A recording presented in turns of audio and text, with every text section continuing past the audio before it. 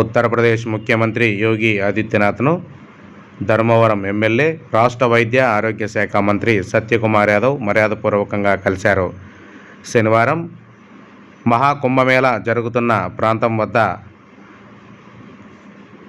ఉత్తరప్రదేశ్ ముఖ్యమంత్రి యోగి ఆదిత్యనాథ్ పర్యవేక్షించడం కోసం రాగా మహాకుంభమేళాలో స్నానాలు ఆచరించడానికి వెళ్ళిన మంత్రి సత్యకుమార్ యాదవ్ పుష్పగుచ్చం తీసుకువెళ్ళి యోగి ఆదిత్యనాథ్కు ఇచ్చి మర్యాదపూర్వకంగా కలవడం జరిగింది.